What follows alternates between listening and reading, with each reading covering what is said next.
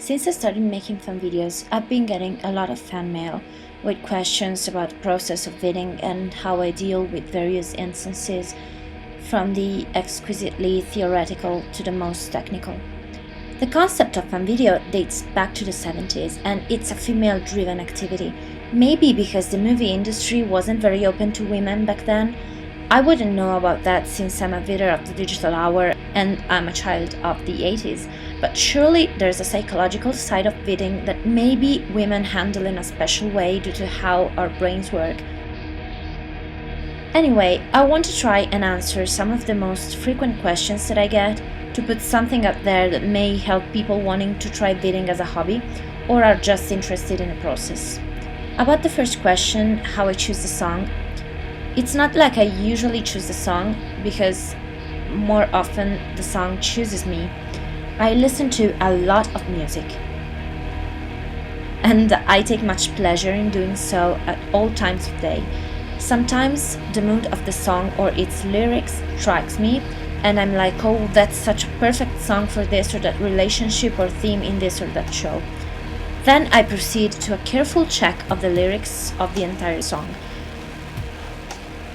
Sometimes, due to excessive length, I cut it in Audacity, but working with audio is another topic which would require another tutorial just for itself. Rarely I need a song for an idea that I already have, and that's hell, because songs just happen to exist as they are, and it's not easy to shape them into something that fits an idea that's already in your mind.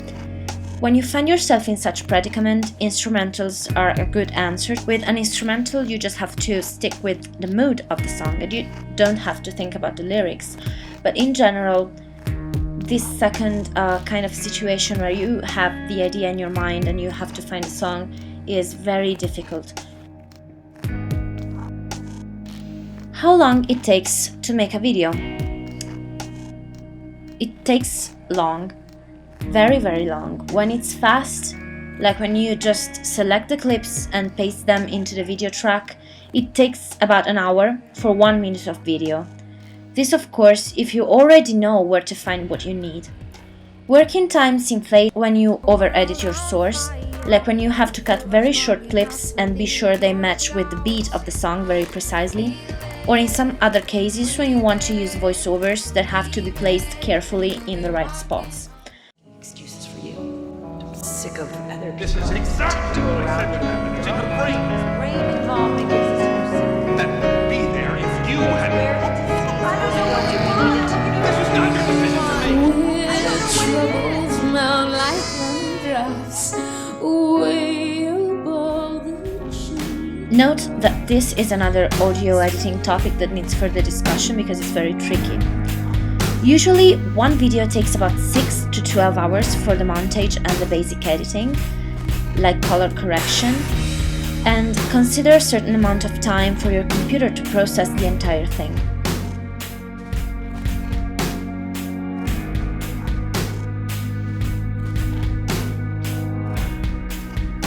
I use Final Cut Pro on an i5 2.4 GHz dual-core Mac with 4 GB of memory and 2 video cards.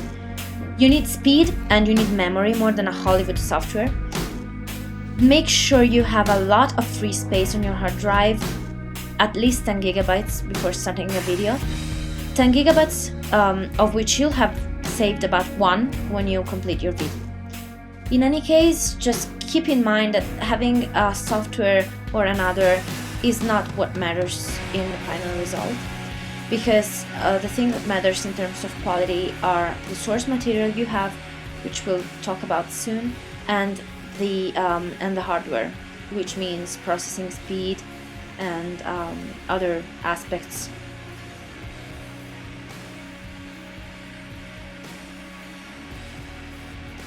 Downloaded episodes or DVD ripping, DVDs always. You just cannot use such compressed formats as a downloaded file and end up with a good final result in terms of quality. Also, using DVDs is kind of the decent thing to do, and we're all good people. So I just don't use downloaded episodes to make my videos. Usually if the video, if the DVD doesn't exist yet because it's not out, I wait.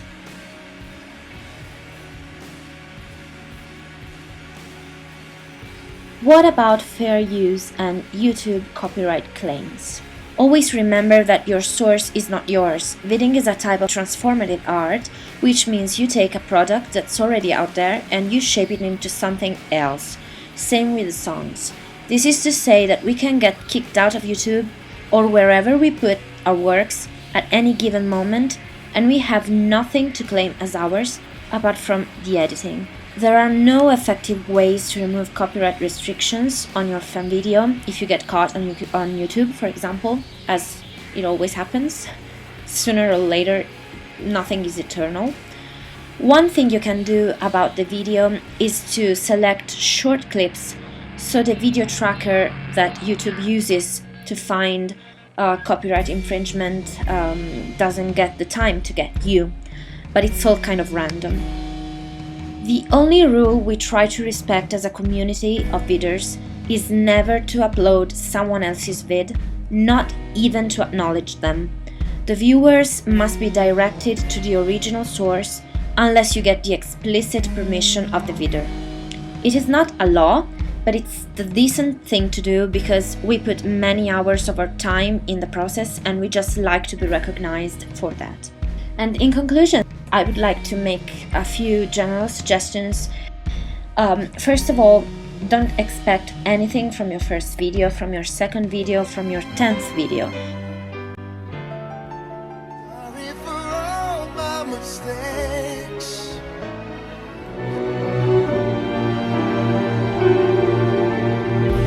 You may want to be original, you may want to have a good idea, because if you start with a so-so idea, you won't get a good video.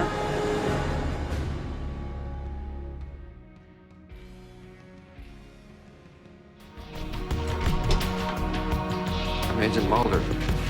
This is Agent Scully. I'm taking it personally.